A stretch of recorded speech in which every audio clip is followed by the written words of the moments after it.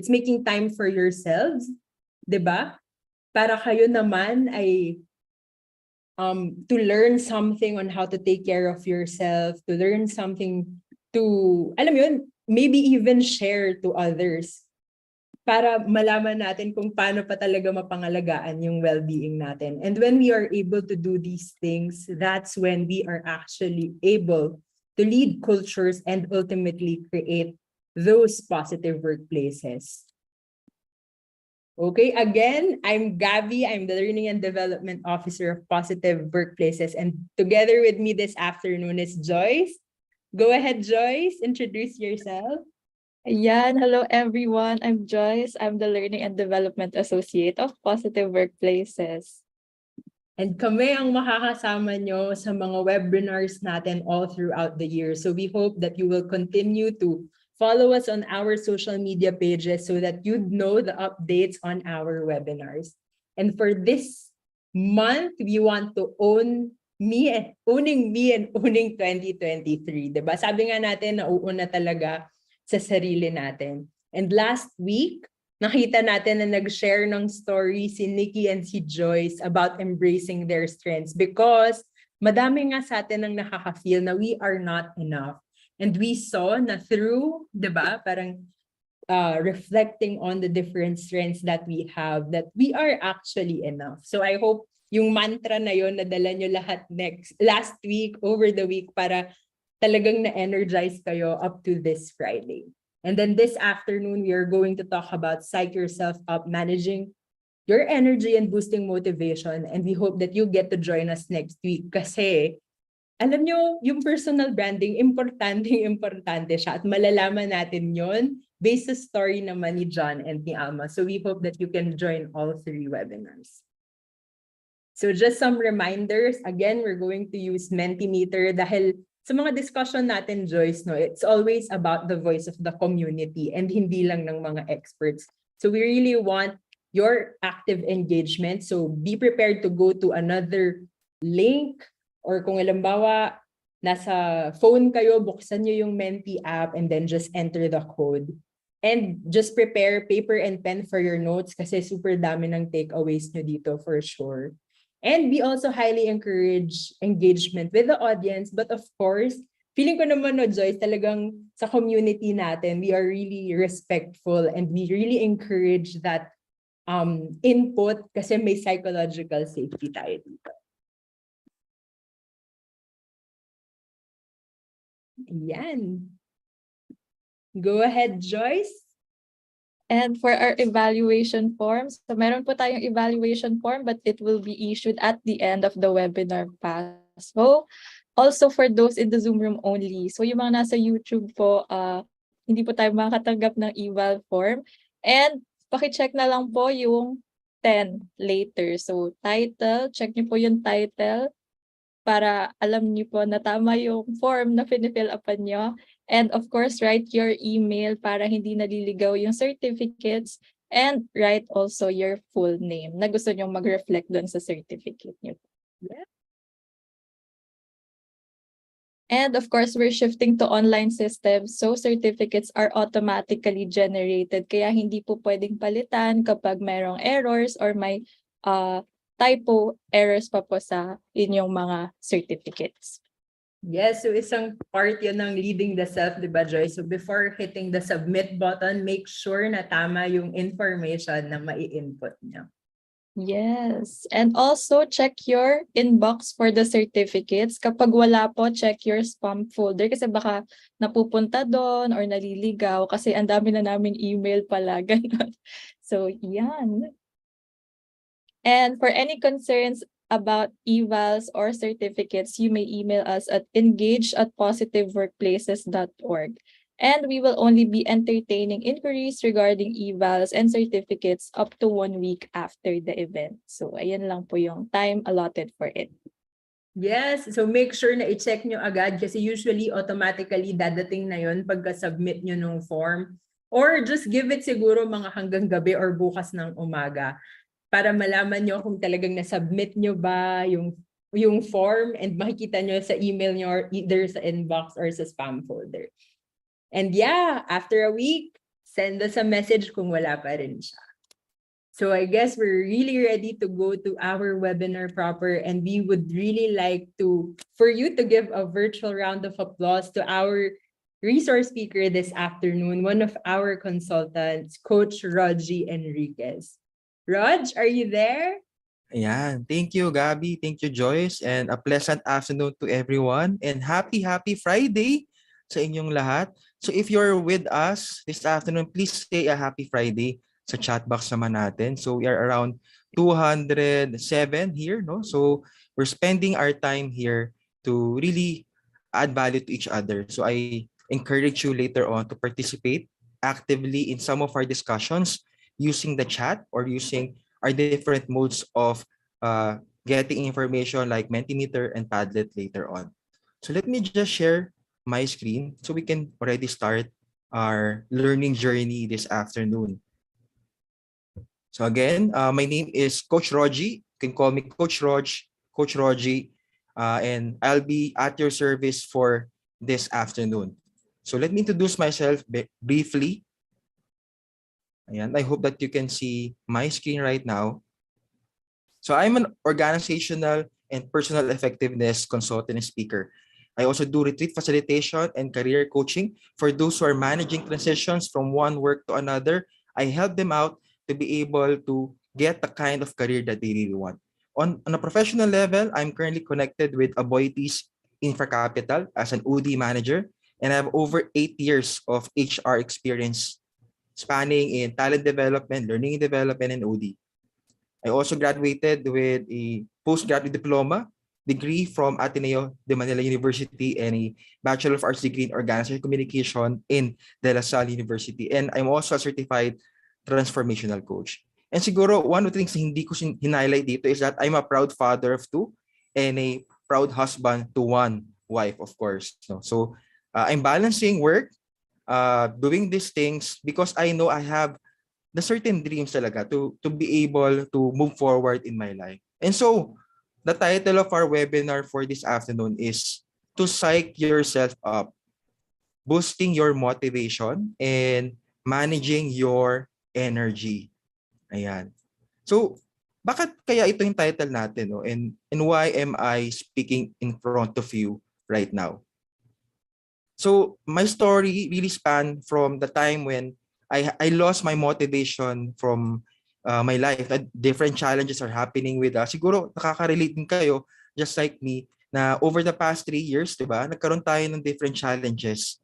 And siguro I found my way back to be able to achieve my goals and dreams. That is why I'm here right now. I'm a living testimony that when you are able to motivate yourself and manage your energy, you'll be able to achieve the dreams that you have for your life. And so let us now start and find out what will be, what are the things that you will be learning for today. But let me first ask you this question. Kamusta naman ang second week ng January ninyo? So in the chat right now, I'll be placing the link to Mentimeter and I'll be showing you a survey. No? Kinakamusta na namin kayo. Kamusta ba ang second week ng January mo ngayon? How are you doing today? Ayan. So as you can see right now in our screen, so we got around 31 entries so far, and nakikita natin dito mga different statements about ano ba yung feeling nila ngayong January. So we have around 13, sabi nila sakto lang, go with the flow. Others are saying na parang feeling ko 1 year na, no? Second week pala ng January, and then parang 1 year na kaagad ang feeling natin, no? And there are others na tayo with 10 or 12, tinitimpla lang. And then there are others saying na go with the flow or so far, good naman. And we are, siguro, bigyan natin ng virtual round of applause. No? Those people who are winning it with their 2 weeks of January. Ayan. Ayan. So far, leading in our kamusta ka, no? Sakto lang, go with the flow. But I do hope after looking at this webinar, we will be able to probably think about how we can move further, no, in our goals and dreams. Ayan. So 11 na sila, no, na I'm winning it, and congratulations sa inyo. How about another question for you? Same link lang with Menti.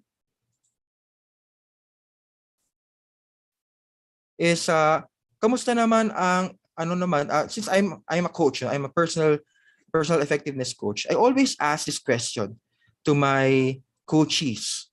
No? So you there, no, na I'm speaking to you right now. What is your deepest desire going into this webinar? What is your deepest desire? Ano yung objectives mo ngayong sa pag-attend ng isang webinar na to? So in the same Menti link, kindly put there, what is your deepest desire? What is your why going into this webinar? I'm interested to find out ano yung mga purpose natin, objectives natin going to this webinar. At probably baka hindi naman covered ng webinar natin today. But I really want to know. No? I really want to know how we can help you out and add value to your life today. Ayan. So let's read some of the comments right now in Menti. No? So bring back the lost passion and motivation. Mahanap ang nawala kong pagmamahal sa trabaho. Yan. Let's refresh lang and see more of the answers coming from our mentee. And then I can also read some of your responses in the chat box. Sabi dito, to be motivated, learn new things that I can apply in life. Iba curious lang. Some are really want to motivate themselves. Some they're looking towards improving their self-confidence, self-improvement, continue to learn more, to be able to be motivated to achieve your dreams. Tamang-tama yan sa ating topic today. You also want to be inspired again. Use the useful information that you'll be learning today, and you are seeking guidance and self-reflection. So kudos sa mga nakapag-express na kanilang objectives for today, and I hope that the contents of our webinar will really help you. And I sincerely want to add value to your life today. So let's move forward with our session and let's look at what are the learning objectives. What do you expect to learn in today's webinar? So first is the obvious question, why do we need to boost our motivation and manage our energy? Bakit nga ba? So let's find out later on. And what are the different types of energy we need to manage? So you'll be asking me, ano ba yung mga energy that we have? Ano ba to? Is this something that we purchase, or something ba na kailangan nating i-develop, matutunan? So let's find out this later on. And eventually, we will give you some tips, no, on how you can leverage and manage your energy. Ayan. So I hope that all of you are excited. And if you're excited, probably, can I see a thumbs up? Para makapagsimula na tayo, and let's find out why do we really need to boost our motivation and manage our energy. Ayan. Salamat sa mga nag-thumbs up and for still participating with us. Ayan. So let's find out now, why do we need to boost our motivation and manage our energy? So all of us are driven by different kinds of needs. We all have our needs, we all have our wants. And it's really essential that we are able to know what really motivates us. No? Why do we do what we do? Why do we do what we do? So all of us are probably motivated by different biological drivers. Some of us would love to have a home. Some of us would like to aspire for clothing, food, and other shelter, because that is part of our basic needs. And others, some of us are determined or motivated by rewards and punishments, di ba? And sino pa hindi naghahanap, di ba, ng rewards? But punishments, of course, we do away with that. But sometimes it motivates us to really continue to move on with our lives. But there is another driver that is innate in us as individuals, and that is our own push. We are driven by tasks that gives us basic satisfaction just by doing it. And we cannot explain that. It's no longer connected to biological drivers, it's no longer rewards. Sometimes we actually do these things because We really love doing it. And so, what are these particular intrinsic drivers that help us or push us further to be able to be motivated in our life right now? And probably these are what we call our dreams. No? Our dreams. And siguro when I ask you the question, para kanino ba ako bumabangon? Para kanino ba ako bumabangon?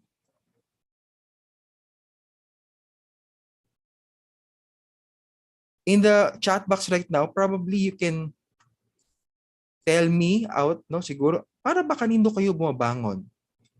Para kanino kayo bumabangon? Yan, for your family, for others, no? Para sa sarili ko, para sa pamilya ko, your hopes and dreams. Para sa inyong success, ba? All of us, di ba? Iba sa stability of their future. So a lot of us have these particular things that we anchor our lives into, and that in a way helps us to be motivated and keep ourselves going in our lives. Some also have goal realization, sabi ni Joseph Rubio, no? When we realize our goals, we were able to be able to boost our motivation na gusto natin gagawin natin ito, no? But a lot of us being Filipinos, we are really family oriented. We really want to do everything for our family. And we really want to actualize things for ourselves. However, there is an article that you actually saw a while ago, no? That 8 out of 10 Filipinos have stopped dreaming. 8 out of 10 Filipinos have stopped dreaming. And so, bakit kaya ganun? Because sabi nila in this particular article, sa particular article na to, by Dream Project PH, they mentioned that Filipinos don't have the proper role model to influence them to dream. They don't have the proper role model to influence their dream. They also don't have the environment to help them have the environment to be able to dream, because they are out there, they really want just to survive. Okay? And another thing is that they don't have the capacity to dream because they don't have the resources. They don't have money, because sometimes we equate dreams and goals to money, to resources. And a lot of the people probably in the Philippines, those who were surveyed during this time, during this period, don't have the resources to dream. So apart from this, probably there are a lot of reasons that for some of you, no, that you're not able to achieve your dreams or be able to identify your dreams. And this probably is because of a lot of us are really stressed out. A lot of us are stressed out, burned out about a lot of things. Based on a survey by DDI on engagement and leadership, they surveyed around 1,000 leaders around the globe during the post-pandemic part of 2021, 2022. And the leaders were able to mention that burnout and stress were the number one factors, the number one concerns of their employees. So meaning even pre-pandemic, ganito na rin talaga yung concern ng mga employees natin. And yet, even the post-pandemic, hindi health ang kanilang top reason, but it's really burnout. No? Bakit kaya burnout? No? What is the main reason kaya bakit burnout? If I ask you right now in the chat box, bakit kaya people say that burnout yung kanilang concern right now? Ayan.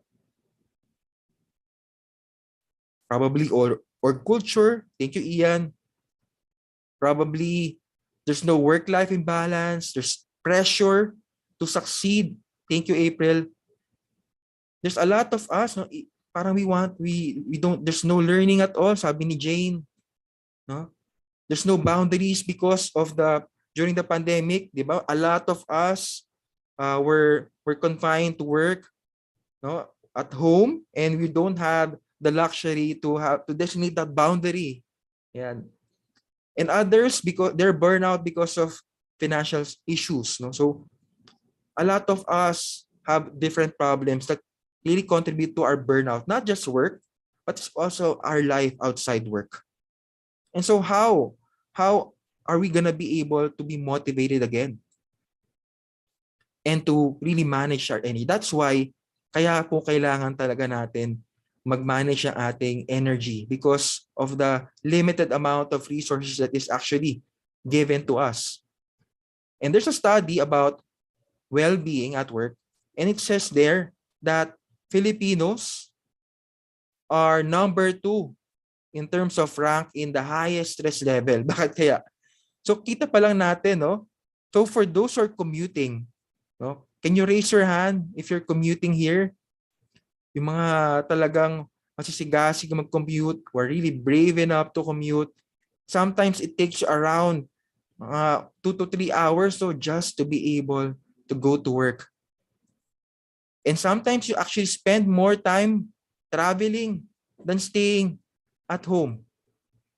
So that also contributes to the stress that we feel, and actually, diba, it derails us from doing things that will be nearing towards our goals.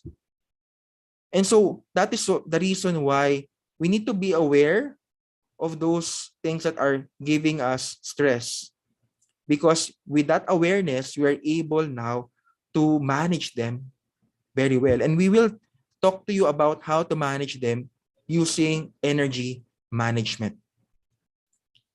We also found out as well, no, that a lot of us, no, are busy with a lot of things. No? If I ask you right now, what is making you busy?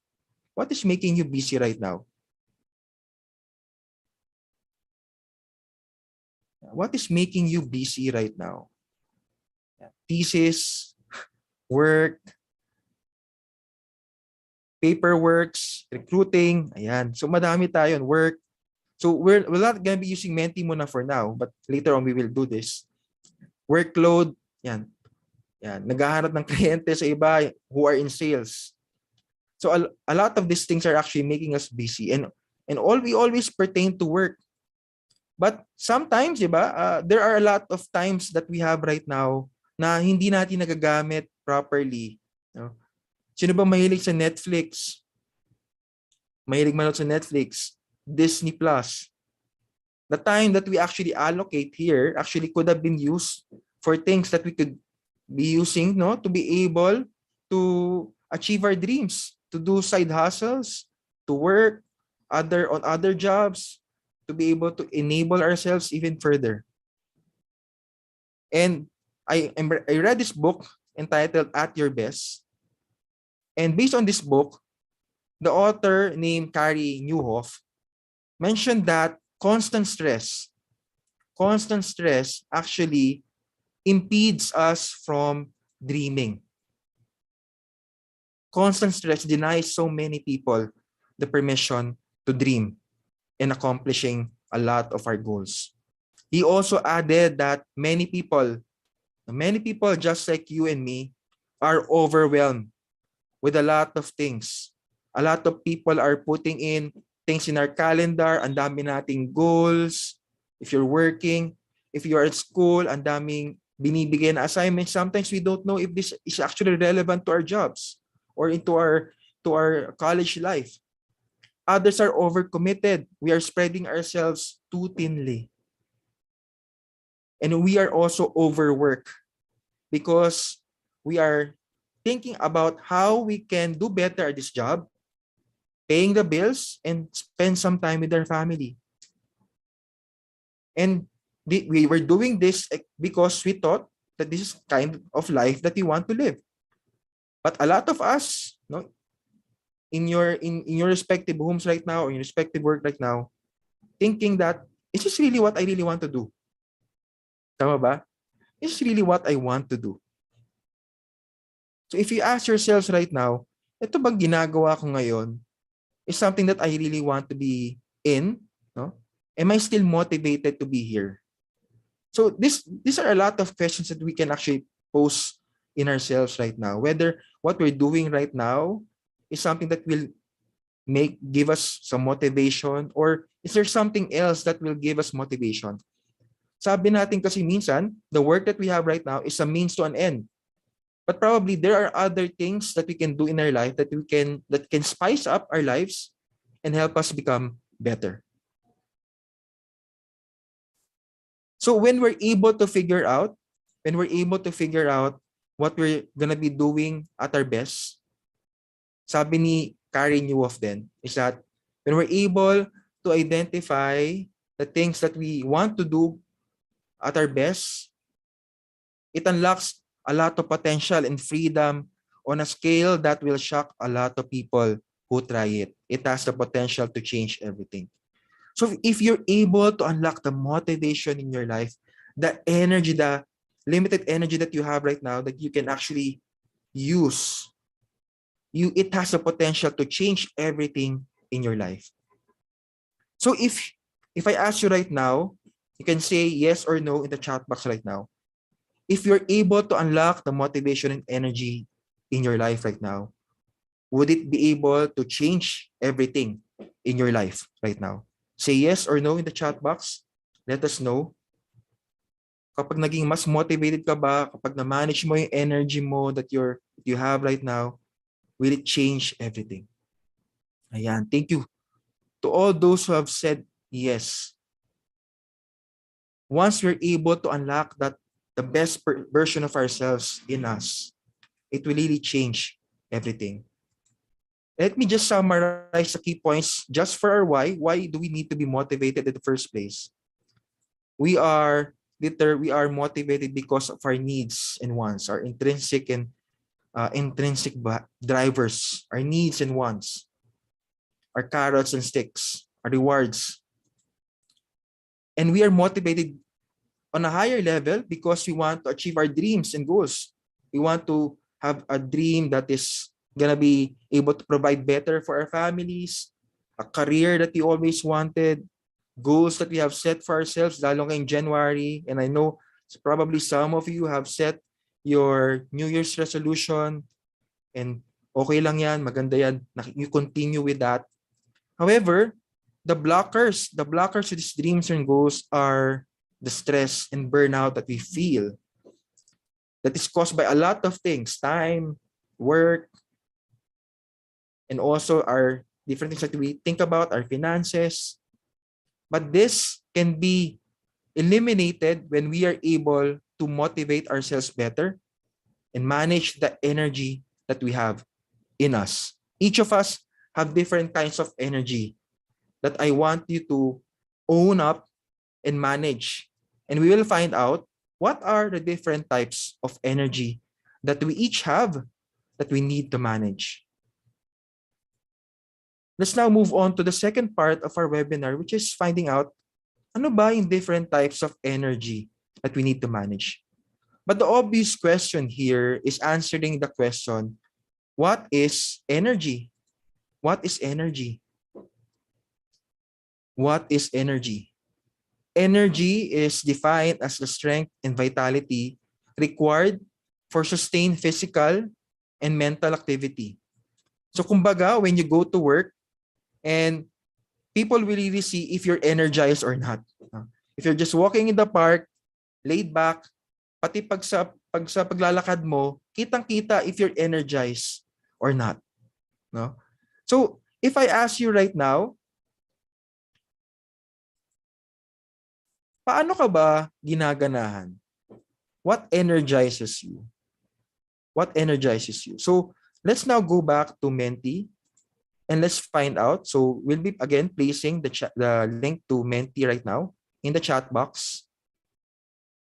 And let's find out what motivates you, what energizes you, paano ka ba ginaganahan sa araw-araw. Ayan. So let's now place the link in the chat box. Ayan. Thank you. Thank you, Gabby. Let's find out what energizes you. And feel free to share. Again, this is completely anonymous. No one will know what you're able to put here.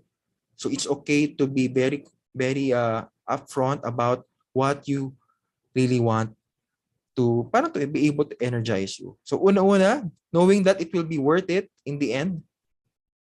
end to the means. Yan. When I know I'm appreciated for my efforts. Yan, salary of course for those who are working. So I love you.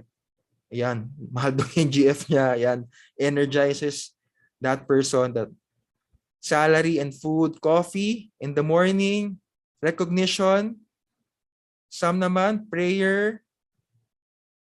Colleagues are sincere. Ayan, kapag nakita ko na siya, the one. Yung quote na daw na, this too shall pass. Ayan. Prayer in the morning, knowing that your efforts are recognized. People that expect so much from me, the persons who depend on me, energizes that person. The feeling that someone needs to see me today. Ayan. Achieving goals for my family, knowing that God has my back. Ayan. Pera po talaga at understanding ng boss at employees. Self-fulfillment. Yan, bills. Bills at loans. Yan. For sure talagang mabubuhay tayo each day because of these bills and loans. Our desire to be a better person when people recognize my good work. So some actually don't know yet, but it's okay. We'll find that out later on. Of course, kaperahan. Ayan.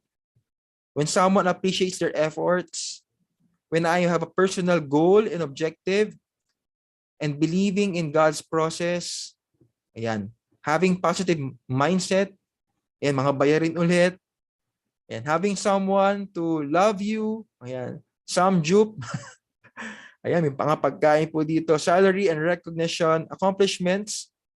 Some are motivated, energized by, ironically, sad songs daw. Ayan.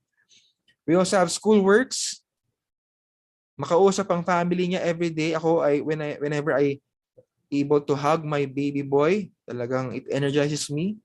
Good vibes, new challenge, listening, productivity and growth.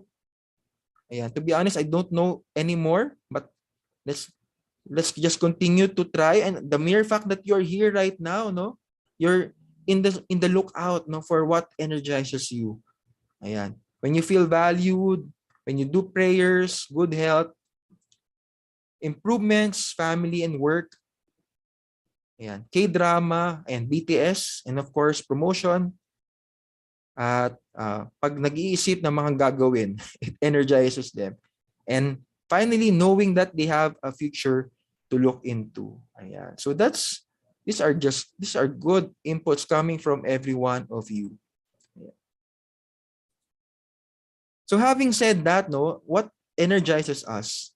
There's a theory called heliotropic effect by Kim Cameron from this book, Positively Energizing Leadership. He said there that all of us, human beings, living things, are inclined towards being attracted to life-giving activities like positive energy, and we try to move away from life depleting or life endangering activities.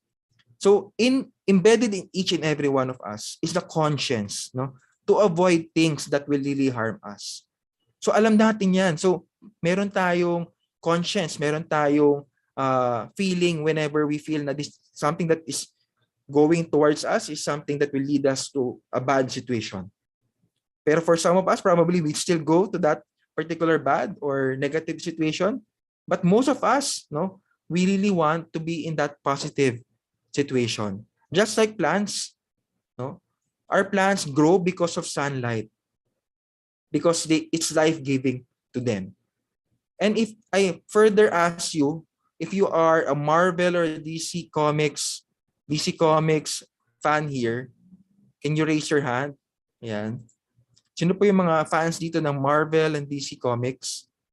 So if I ask you, in general, in the chat box, you can tell me right now, what was the last ingredient in the super soldier program of Captain America?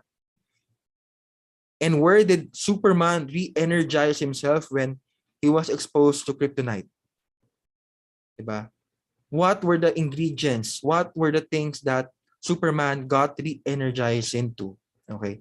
So just a side note, what's the Superman soldier program? Super soldier program. It's Captain America. So for those who are fans of Marvel, Captain America, 'di ba, in the movie First Avenger, si Captain America was exposed to irradiation na parang comparable with the sun that enhanced his body, and he became muscular and gumanda yung katawan niya. Ayan. Nagpalakas sa kanya. And then si Superman naman, 'di ba? Whenever he's weak and exposed sa kryptonite, he goes out of Earth and exposes himself to the sun. So it's really parang even in the comics, it just shows that all of us, we try to seek out things that will give us positive energy. Just like our figurative action heroes here, like Captain America and Superman. So now, because of our constant search for positive energy, what are these different types of energy that we need to be exposed into, or we have right now that we need to be aware of? So first one would be physical energy. Physical energy is something that we each have. We practice, and it's simply as exercising or doing physical activities. So in the chat box right now, probably you can give me some examples. Sino ba into sports dito? Sino ba yung nag-gym? Ayan. Can you give me some examples of physical activities that you do right now? Walking, running, ayan, Zumba. Ayan. So these physical activities actually, in a way, yan, TikTok din sa form of exercise. These physical exercises actually depletes our energy. It can either also enhance our energy once we do these things, because it actually helps in improving our cardiovascular system. But sometimes when we do not have enough rest, this particular energy gets depleted, and so we are not able to go about different things in our day-to-day experiences. We become hungry, it affects our tasks, our conversations, we become aggressive, we become apathetic because we are really pagod na pagod tayo, we're restless. So this is a physical energy that we need to manage every now and then. And later on, we'll find out how to leverage our energy so that continues yung ating physical energy all throughout our lives. Next would be our psychological energy. What is our psychological energy? This pertains to anything mental. So sometimes we think, we use our brains, and we put our focus on things that we want to do. And sometimes we gain mental fatigue from different stressful situations. Ano ba yung mga stressful situations that we have right now? Probably load natin sa work natin, the people we're working with, ayan, they cause some stress to us. And also, probably for those who are students, ang thesis nyo talagang, di ba? Sometimes nga, when we think about a lot of this mental fatigue, lumalabas siya physically to us. Some of us nagkaka-pimples, some of us nagkakasakit. Naging yung psychosomatic sickness ang nangyayari sa atin. Kahit wala tayong sickness, di ba? Nagkakaroon tayo because of the things that we are putting in our mind, no, that affects us physically already. So that's the second form of energy. So we're now done with physical, we're now going to psychological, and now our next energy is our emotional energy. And we know for a fact that every day, it may not be the same emotion that we feel. Sometimes we will have some emotional outbursts. Sometimes we tend to keep our emotions to ourselves because we don't know if people will understand that. Diba? And sometimes this is the kind of energy that we actually can control of. We can either release it to someone, we can project it to someone, or we can keep it, process it with ourselves, and be able to accept things the way they are. So that's emotional energy. So the fourth type of energy is positive relational energy. And this type of energy will, in a way, minsan it will increase our energy, our strength, but sometimes it will diminish our energy depending on the people that you're relating with. So when we are encountering people that we love to be with, we feel very happy, we feel enthusiastic and energized. Lalong-lalo na sa work, no? Sino ba yung may gusto dito ng toxic na mga tao? Say yes or no. Yan. Yung mga tao na kulang na lang, no? Kulang na lang. Puro nega na lang ang naiisip. Wala nang capacity positive na tayong narinig sa kanila. So sometimes when we are encountering these kinds of people, 'di ba? May iba daw walang choice. May iba daw walang choice.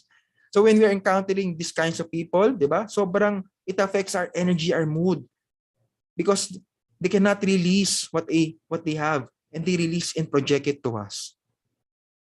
And the last form of energy that we want to tell you is spiritual energy. And a lot of you, based on your responses, really believes in something in a higher form of being, widespread belief or non-physical interpersonal force or essence. Whether we have different kinds of, we have all different kinds of beliefs. Some of us believe in God, some of us believe in a form of practice. But all of us, in a way, we have that spiritual energy in us. It affects our well-being. And sabi nila, spirituality is a way, spirituality is a way, it's a channel where we are able to believe in something bigger than us. No? And for me, that actually is for me a comforting aspect na hindi ko pasan ng mundo.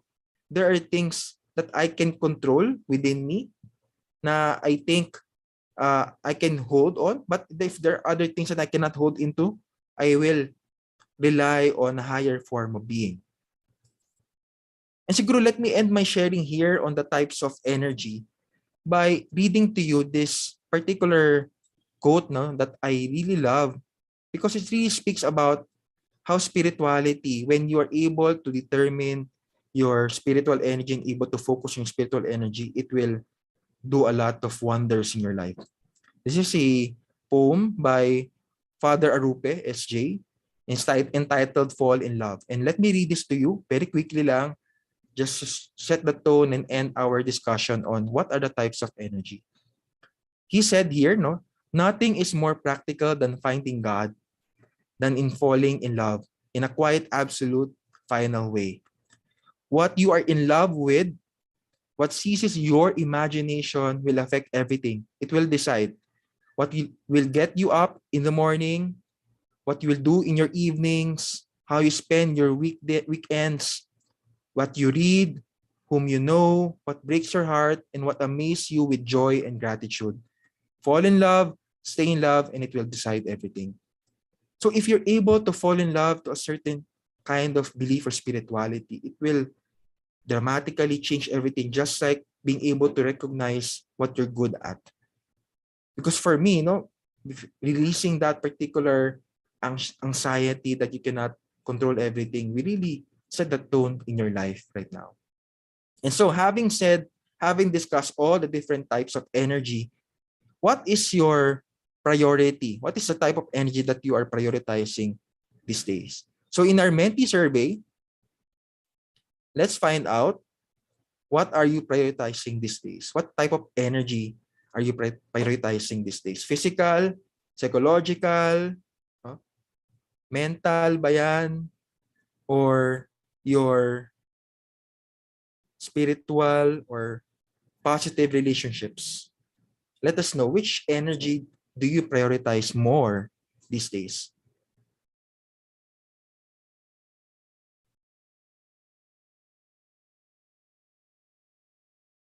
So, if you want a copy of that poem, of Fall in Love, it's actually, just search for Father Pedro Arupe in Google, and then it will show you different anecdotes of his works on falling in love. Ayan. So you can use that and post it with your friends. Yeah. So if you're not able to access Menti, feel free to use the chat box to let us know which energy will you prioritize more these days. So that is it spiritual, psychological, is it mental, positive relationships, or physical? Ayan. So far, out of 28 respondents, we can see here na a lot of people are really prioritizing their mental well-being. Second is emotional. Third is spiritual and positive relations. And then fifth is physical. Ayan. So, minsan, huwag din natin kalimutan yung ating physical, no? Because some of us are probably guilty with that. Ako din, guilty ako dyan. During the pandemic talaga, I gained a lot of weight. But of course, we're trying to be on track again. Diba? The new year presents a new hope for us. And hopefully, we can do it this time around. Ayan. So thank you. So number one of us, the number one priority of all of us, and probably why you are here right now, because you want to learn tips to manage your energy, no? Physical, psychological, and mental. Next would be spiritual. We need to go back again to higher form of being, emotional, back, keeping your emotions intact, and really seeking for positive relationships, no? So we really define it intentionally na positive relationships because, diba? What would negative relationships give to you? Diba? It will give you more toxicity. That will not really give you the kind of life that you really want. Sabi nga from this book, At Your Best, no? Sometimes we actually spend a lot of time with the people that will not actually, diba, give us the value that we need in our life. So again, stop spending time with people that probably will not energize you. Look for people that will energize you and lift you up to your dreams and aspirations. Just to sum up the key points for the types of energy, we discussed the 5 types of energy: physical, psychological, emotional and relational, and positive relational at that, and spiritual. Now we have come to the most exciting part, which is really to discuss how can we leverage our energy? How can we leverage our energy? How can we be able to replenish the energy that sometimes depletes one way or another? So let me first start by asking you this question.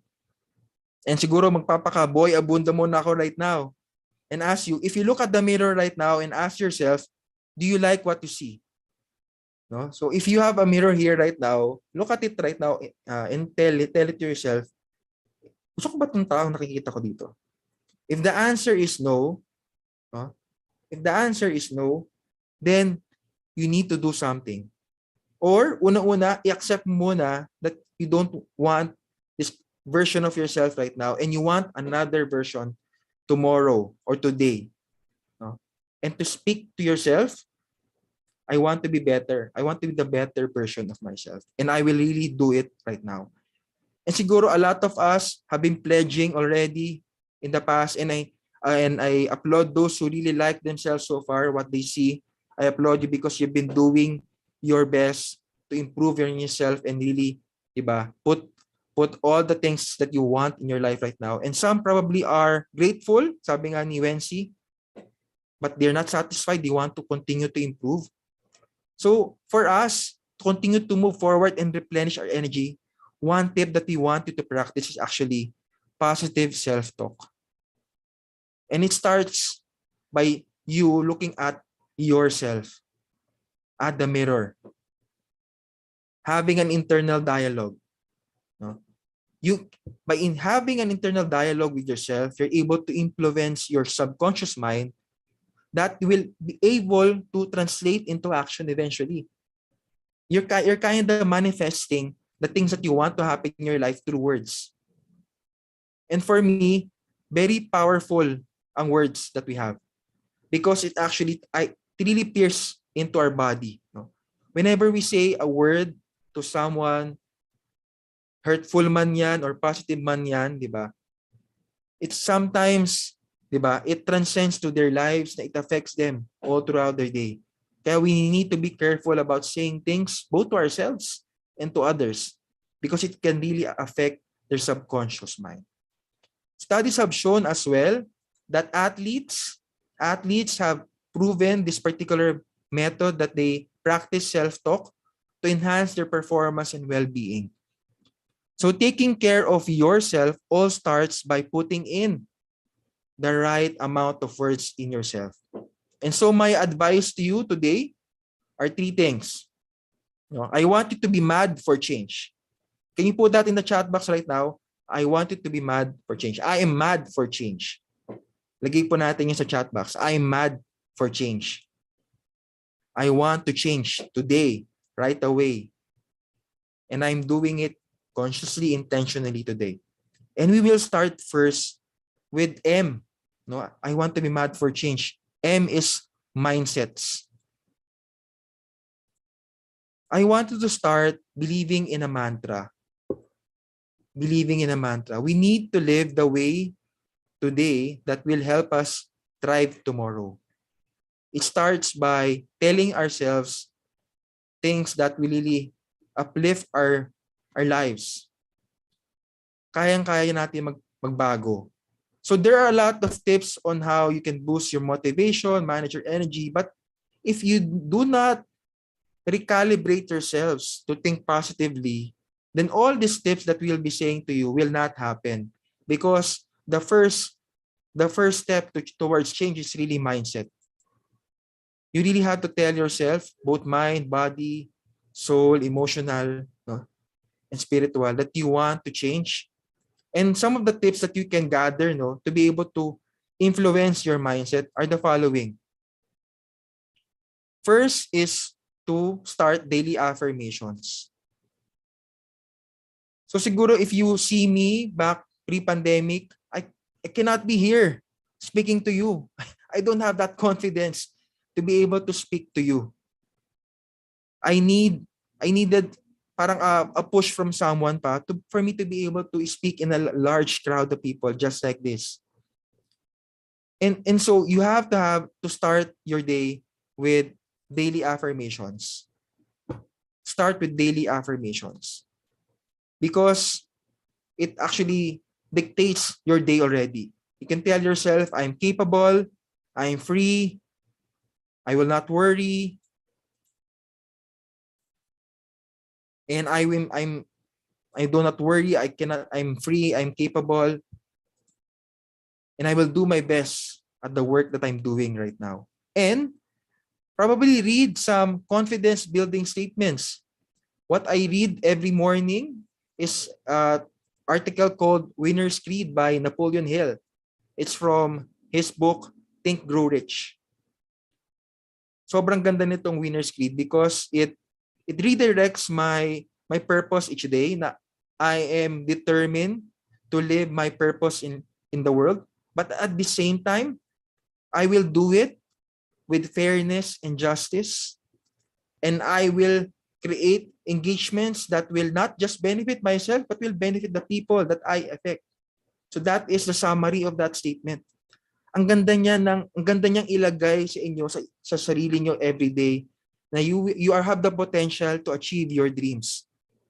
And sabi ko nga kanina, the daily mantra, the daily self-talk will really help you become determined about your goals and dreams. And for me, if you're feeling that you're demotivated right now, start by these daily affirmations. I'm enough, I'm capable, I'm free, or read the Winner's Creed, because that's what I'm reading right now, to really build my confidence and really engage myself in a positive manner all the days of my life. The next one from mindset, no, I'm mad, letter A is awareness. Let's do an energy audit about ourselves. So let's use the colors green, red, and yellow. And here we will see, no, what are your green zones, red zones, and your yellow zone. Your green zone is where you have high energy. Your mind is clear. You're able to focus. It's easy for you to be creative and contribute to the things that you're doing. Your red zone is where you have low energy. You struggle to pay attention. You're zone out easily, and you're not able to follow and even listen to meetings. And then the last zone is yellow zone, which is you're neither at your best nor at your worst. Your work tends to be in the middle. So let's be aware of our energy day in and day out. What's your green zone? What's your red zone? What's your yellow zone? So I'll give you a minute or two right now. Think about, where are you most productive in the part of the day? When are you most productive in the part of the day? Where is your green zone? Where do you see yourself more productive? So let's just have a quick survey in Menti. And we'll paste again the link to Menti. Let's find out, what's the time of the day you are mostly energized? What's the time of the day you're mostly energized? Is it in the morning? Afternoon ba yan? Are you a mid-shift person? Is it in the evening, or meron tayong early morning or graveyard shift? Ayan. So while we're waiting for some of the responses here in Menti, I'm a morning person. I start my day at around 4 o'clock in the morning because I travel to Taguig. I'm coming from Imus, so it's really far. Talagang I have to prepare really long para lang makapunta ng Taguig, lalo na when you're commuting. Yan. So we're seeing a lot of morning persons here. Ayan. Si Altea mentioned that he's both a morning and night person. That's okay, because later on I'll explain that to you. Bakit ganun? Meron tayong zones that we're also productive, no? Because probably that's our yellow zone.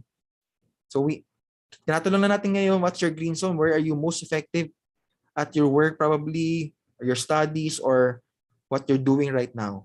Ayan. So a lot of us pala are morning persons here. So talagang magkakasundo tayong lahat, no? And ako, what I did was actually I told my office mates that I'm a morning person. So you cannot disturb me during this hour of the day, because I want to be more productive. I want to be creative. So I do all my creative things throughout this particular period, no, from 4 o'clock to 10 o'clock. Hindi ako nag-set ng meetings during those times because I want to be productive. I always do all the things that will energize my day. Ayan. So our final result is that we have a lot of morning persons in the audience right now.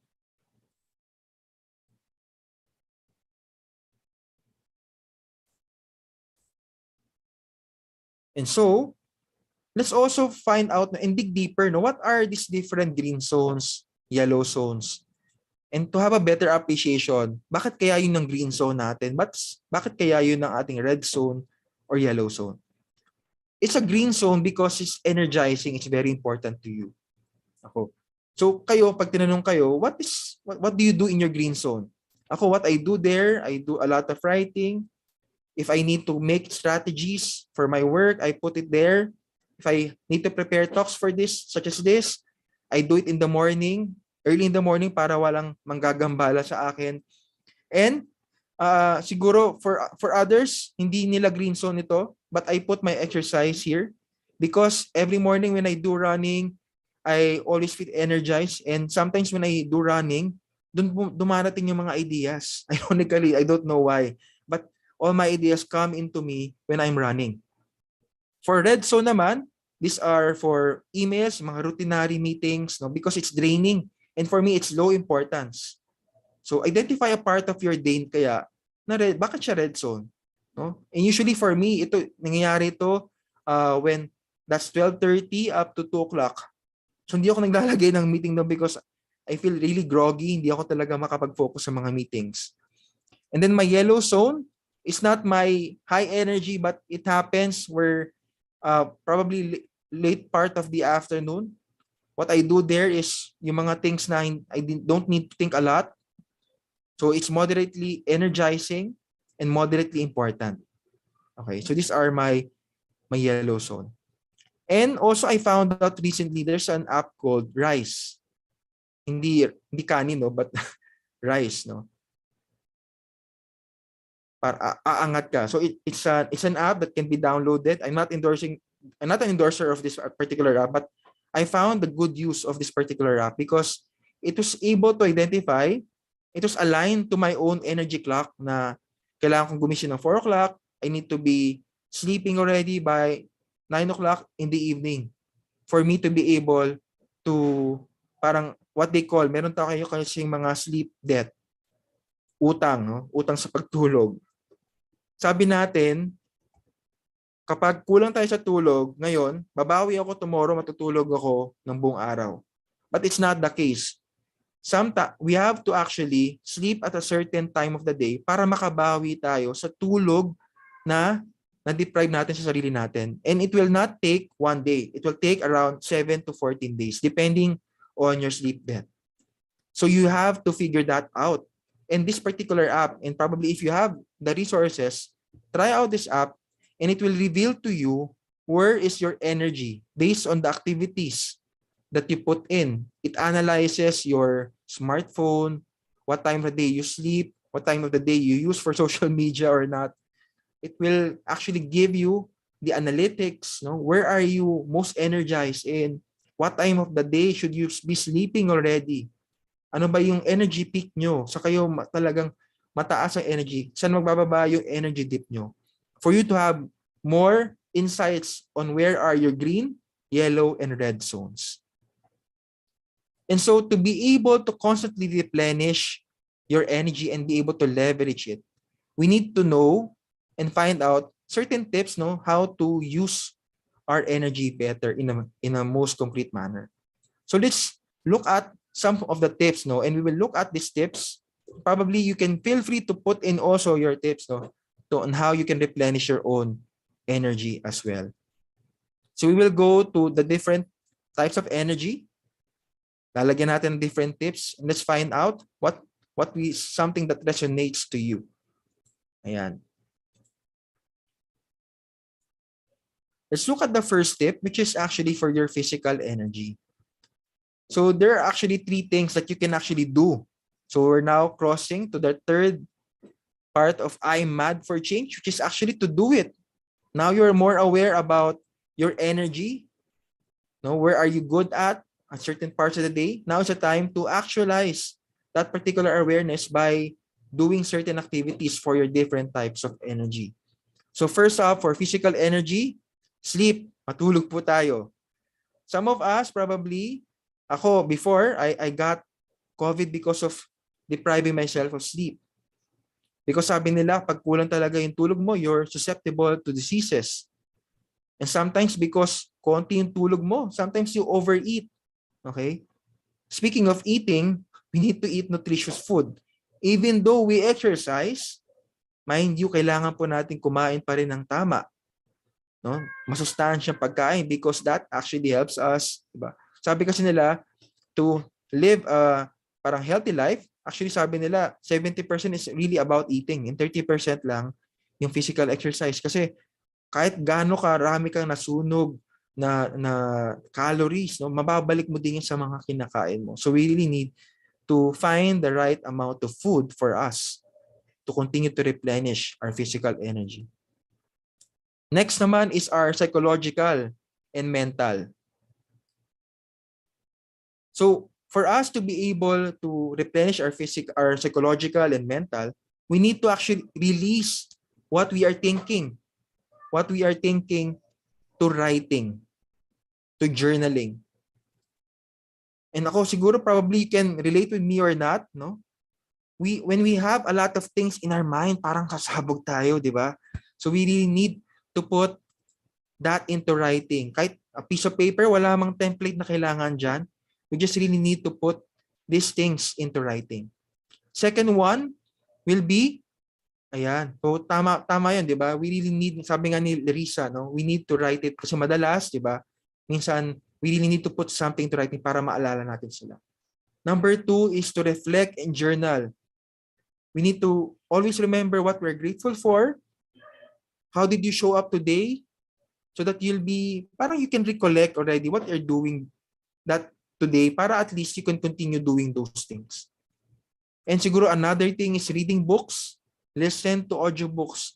One of the things that will actually help uplift your mental well-being is really to know more information, to know more how you can do better. And for me, like CEO, sabi nila maraming CEOs, one of the things that they are really doing well is that they continuously pursue education. And some of us, If you cannot afford education, for the education, maraming available books, either ebook or physical books that we can use to bring more knowledge into us. And here at Positive Workplaces, we're also doing our fair share of contributing to that by making e-learnings, no, that will really help you get to take care of your personal well-being. So we actually have some e-learnings that are available, no, that we develop for Filipinos so that we can actually contribute to your own pursuit of additional knowledge in you. And it's called Wellbeing Pill. It's available in the next months. No? Hopefully, you also see that as well as a platform for you to be able to develop your mental well-being. Another one is how do we maintain a positive relational energy?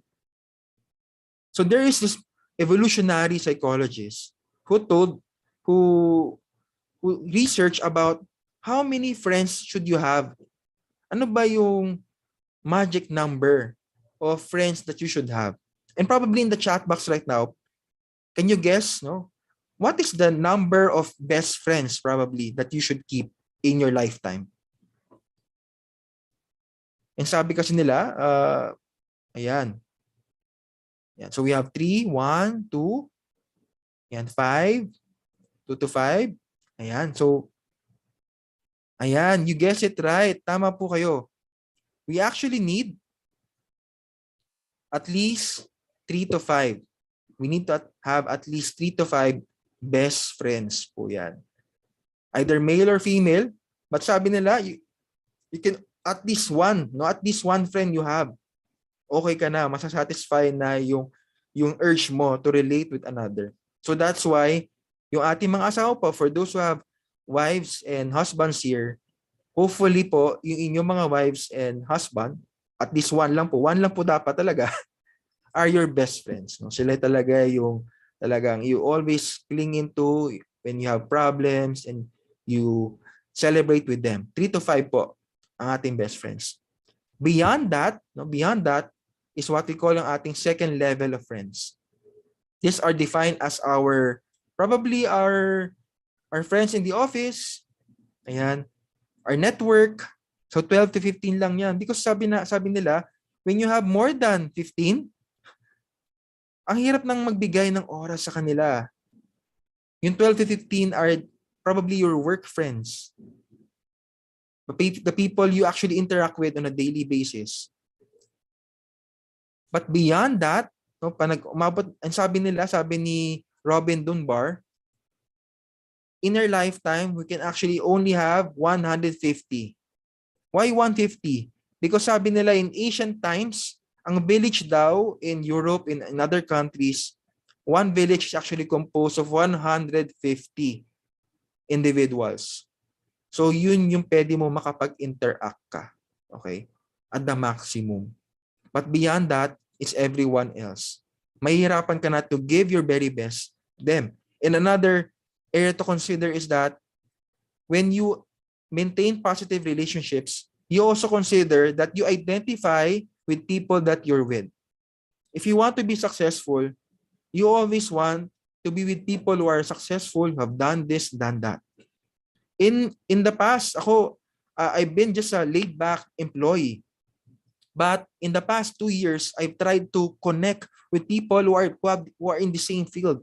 People are in speaking, or speakers, facilitators, and I'm able to adapt their practices because I am connected with them. And one of the things that I use as a platform for me to connect is actually LinkedIn. No? LinkedIn has the capacity for you to be able to connect with your idols in the academic field and to unravel knowledges that you actually need for your day-to-day living so that you'll be the person that you want to be. So again, my advice, you identify with people you want to become. Okay, if you want to be successful in this particular field, find people who have been successful, get their mentorship. And my attitude is just that the least that they can say is a no. So I always try to connect, and most of the time they actually connect and they interact with me, and that actually is a great advice that actually I want you to follow. And so the antidote to maintaining a positive relationship is actually to build and nurture interpersonal relationships where you will feel valued and respected. Even though, sabi ko kanina, even though they are advanced in their field, but they don't value you, disconnect. Find people, mentors that will add value to your life and will respect you. Because in that way, you will maintain a positive relational energy. And finally, our last energy to replenish, and for me, very important, is our spiritual side. So what I do on a day-to-day basis is actually meditate, have quiet time. There's a lot of noise happening in our surroundings already. And so we have to lessen that noise by quieting down, probably reading materials that will help us, diba, rejuvenate ourselves, and attend events that will help us advance our spiritual energy. And so that is my advice to you, summarized in I am mad for change. And I want you to experience that change this year. And I sincerely want you to experience that by practicing these three methods, no? Having the right mindset, being aware, and doing it. Actually doing the tips, practicing the tips that we have shared to you this afternoon. And so before we let you go, probably in the chat box right now, please share to us your learnings, your realizations today. What are the ideas that you have realized or de-realized or unlearned today? We'll not go to Menti anymore. Just put that in the chat box. What you have realized today in today's webinar. And I hope that you're still mad for change because we want you to be better in 2023. Ayan. So put those realizations in the chat box right now. You're mad for change. You want to change this year. Think about that. What have you realized so far in our webinar this afternoon? So while you're thinking about that and putting in the chat box, I'll urge you to connect in different platforms. I'm in LinkedIn and Facebook and in Gmail. So send me a connection, invite in LinkedIn, in Gmail, and I'm glad to help you out in any form possible.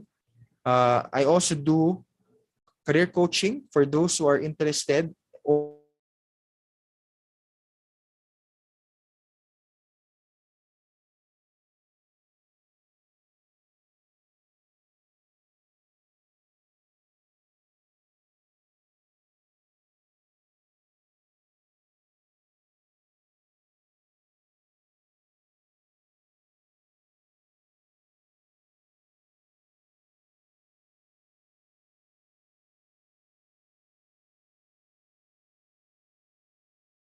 Ayan, sorry for that. Nag-freestyle. Let me just share it back again.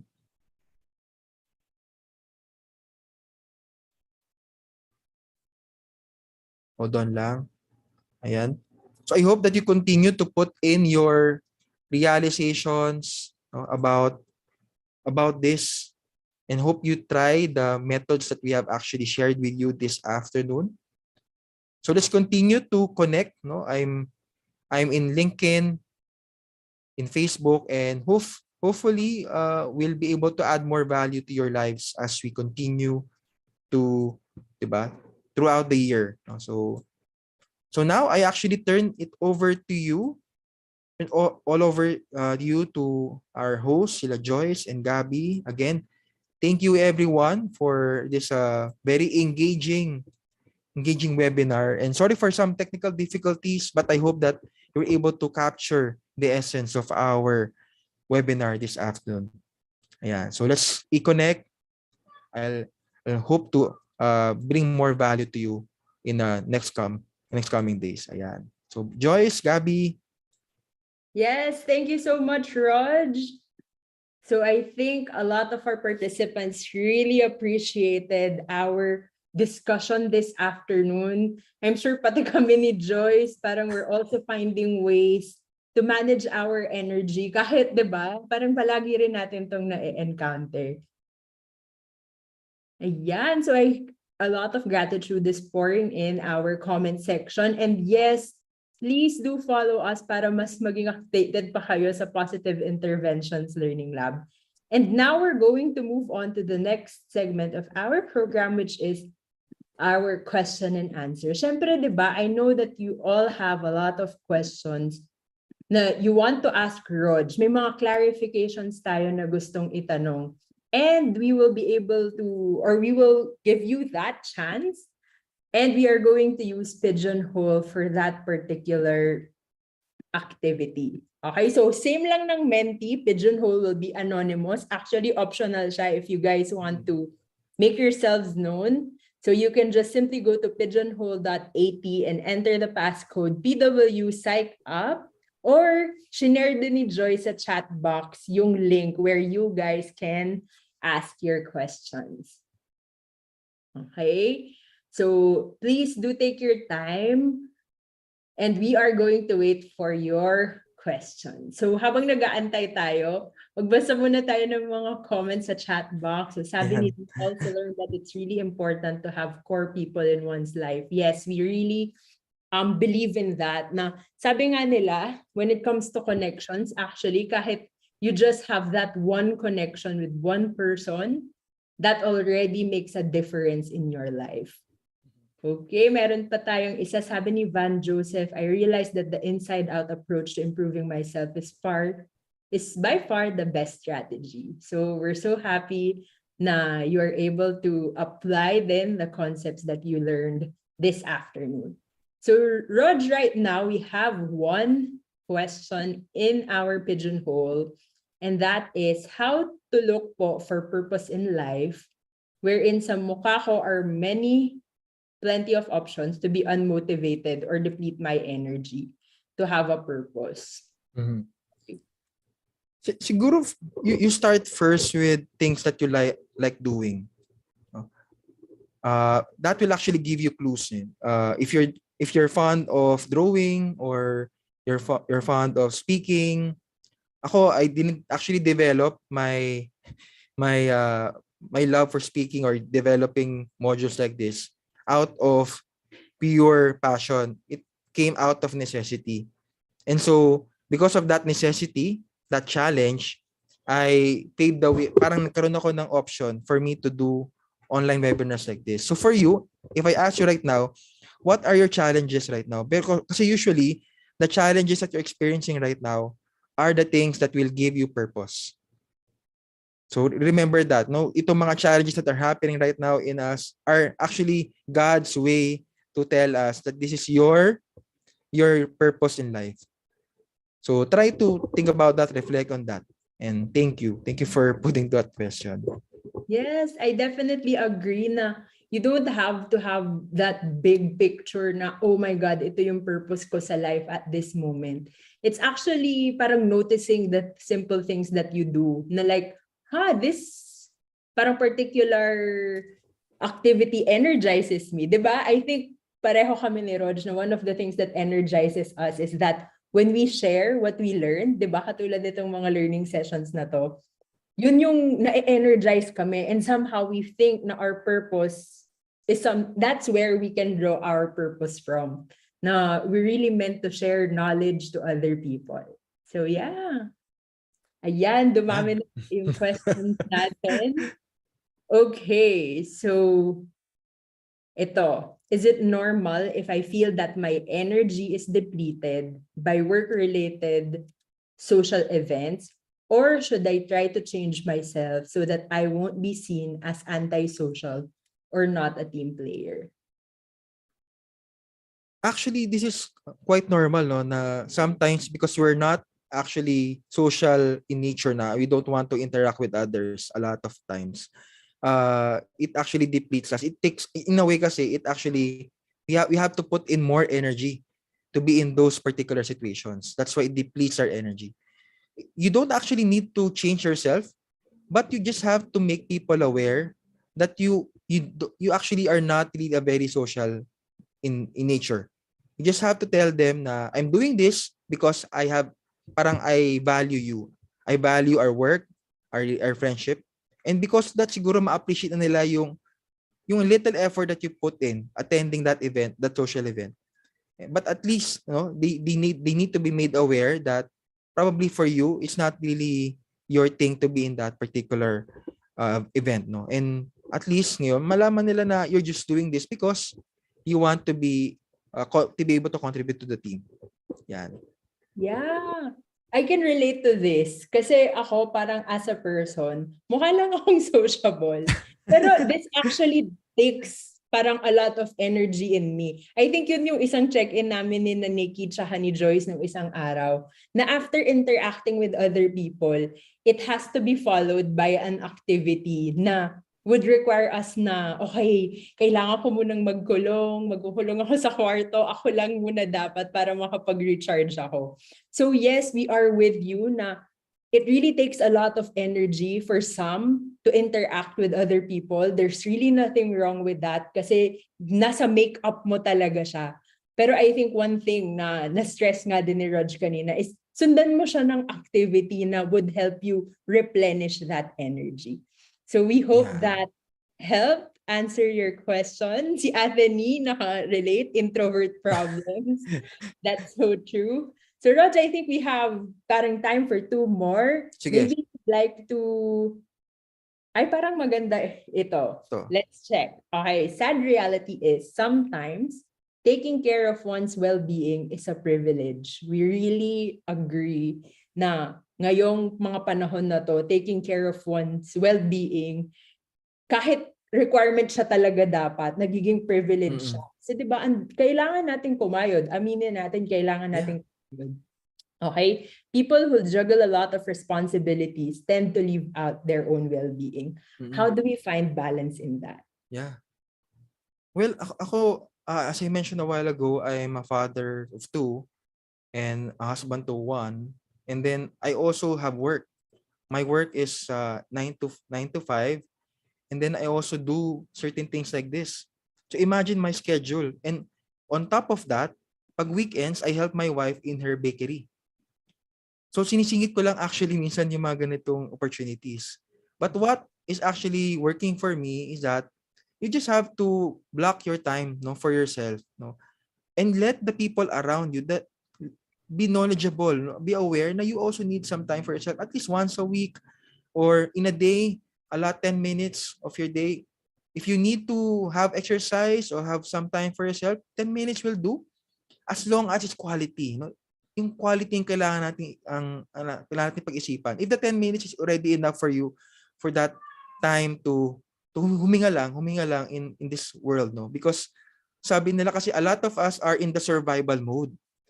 Pero we were not actually wired to survive lang. We are here to flourish, to be able to actualize who we are. And so for us to take ownership of that, we need to set aside time. I know it's gonna be hard, and a lot of us are gonna be saying time will always be a problem in us. But think about it, no? If you don't do it now, sisingilin ka din ng in different ways, different forms. So you have to be conscious about spending some time with yourself at least once a week, no? Lahat ng doctors yan sasabihin sa iyo eh. So I mean, if that's the advice, probably try doing that, no? At least once a week. I know it's hard. For me, it's hard because ang dami ko din responsibilities. But my wife respects that. I need to have that. I respect hers then as well. So give and take lang yan. And I hope na you also find that particular time to be able to take care of yourself. So una-una, identify, make sure it's quality, and then make sure that people around you know that you have to do those particular activities. Yes, +1 ako dun sa answer mo, Rog. It's really not the quantity of time na we have, pero yung quality na parang kung nakapag-nap ka ng 10 minutes within the day, kung sunod-sunod na yung ginagawa mo, 'di ba? Parang I know nakaka-guilty na sasabihin mo parang yung 10 minutes siguro na yun, marami na akong nagawa. Pero isipin mo rin na nagte-take ka din or nagkakaroon ka ng debt energy debt sa sarili mo. 'Di ba? May utang kang energy sa sarili mo tuwing nauubos siya.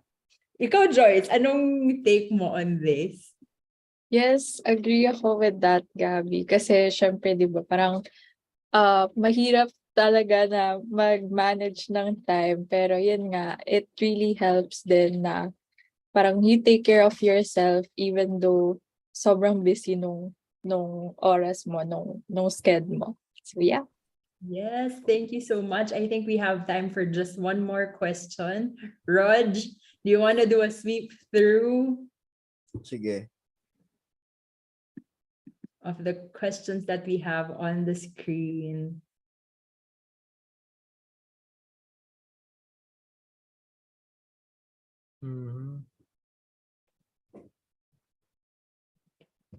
I want to end on a positive note, pero parang I think this is something pressing na a lot of people. Normal, the controlling.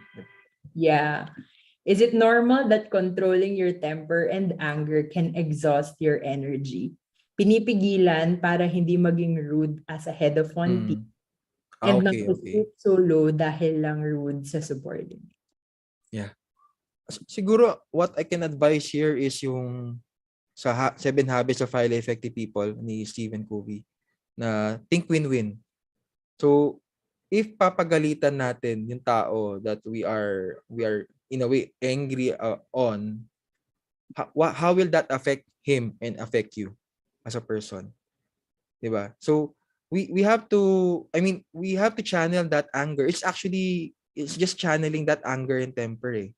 Sometimes kasi you give into the temptation na ilabas na lang because at your end, marirelease. Pero may after effects kasi yung anger eh. 'Di ba? Sometimes magigilty ka din because you blurt out your anger to that other person.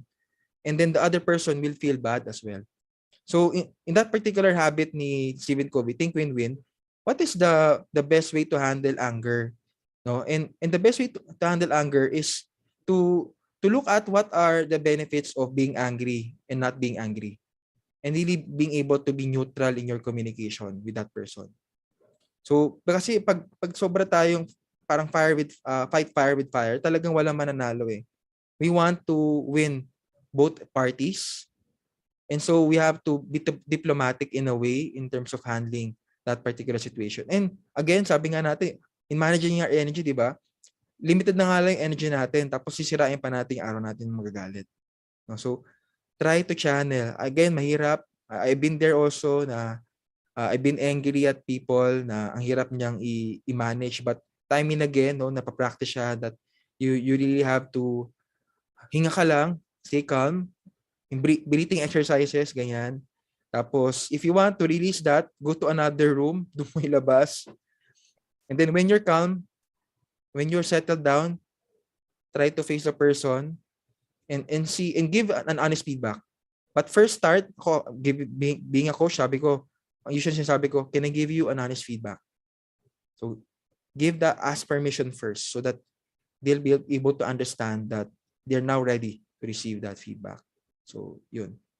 Yes, thank you, Rog. And gusto lang din namin sabihin na we are validating na yes, it is normal that controlling your temper or your anger or actually any extreme emotion can really exhaust your energy. So it's important na baseline, siguro like, di ba sabi natin, think win-win. Pero sasabihin nyo siguro, Miss Gabby, paano yan? Di ba parang pag galit na galit ka na, talaga ba? Iisipin ko pa yon. Like, ang gusto ko lang mangyari is ilabas yung galit ko. Yes, we are with you na experience namin yan dahil part of human emotions is anger din. Pero one of the things nga na which separates us from, di ba, the other, from animals, sabihin na natin, is that we can give ourselves that space to sabi nga ni Rog to breathe. Or kahit pansinin mo lang, di ba? Pansinin mo yung mga sensation sa katawan mo. Feeling mo minsan parang umiinit yung mukha mo, o kaya parang bumibilis yung tibok ng puso mo, 'di ba? Yun, pansinin mo yun. Para when you focus on those sensations, you can name na, okay, I'm feeling angry and I need to get out of this situation because I might not do the right thing at this moment. And then that's when you can start employing na, okay, I'm feeling angry, maybe I just need to breathe, or kahit sabihin mo yung splash cold water on your face. Yun yung mga some things na pwede nyong gawin. But yeah, it is really, it can exhaust your energy, but there are things na you can do so that hindi siya, again, lalabas in a bad way, and at the same time, mapapangalagaan mo rin yung energy with you. So last, Joyce, is there anything you want to add before we go on to the next part of our webinar session? Oh, same lang, Gabi, na parang i-validate mo rin yung feelings of anger mo, yung temper mo.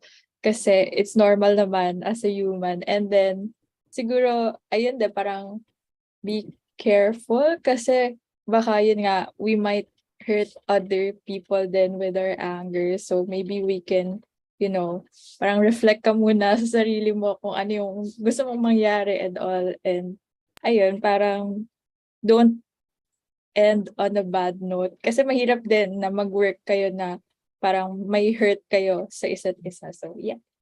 Yes, that's so true. So thank you, Joyce. And we hope that those or that particular question and answer portion helped answer your questions for today's webinar. Again, thank you so much, Rog. Is there any last words you'd like to say to our audience before we finally close? Yeah. So I just message everyone. No? Thank you for a very engaging session this afternoon. No? The key message here is really to love yourself and be your best this 2023. Marami na tayong pinalipas na taon where we're not actually doing something about ourselves. And for me, what's the best thing that we can come out from this pandemic is really it gave us some time to reflect and own up what we can do in our lives. So the best way talaga is to come out better in 2023 and also own up the change that we want to see in ourselves. So that is really to be the best version of ourselves. So yun lang, maraming salamat everyone for being here today. Yes, thank you so much, Rog. Can we give Rog a virtual round of applause? And I see yung mga participants natin from BJMP under Jonas na screen. I hope you can see they also gave you a warm round of applause at magkakasama sila ngayong hapon. Thank you so much, everyone. And that ends our second webinar for January, Owning Me, Owning 2023. And we hope to see you next week with John and Alma, and they will be discussing sino ka, do you know your personal brand? So very exciting yan. It's something new that we're introducing to you, and makakatulong talaga yan for you to own this year, diba? And just before we give your evaluation forms, if you enjoyed the content we shared with you today, we also share these on our Facebook page. So right now, sa mga first-timers or sa mga hindi pa nag-follow sa amin sa Facebook, can you quickly go to facebook.com/positiveworkplacesph or i-search nyo lang Positive Workplaces and then hit that like button and follow button so that you will be updated with the different products, different thought leadership posts on leadership, positive psychology, and well-being. Ayan. So this is the most awaited part of the program apart from the main topic itself.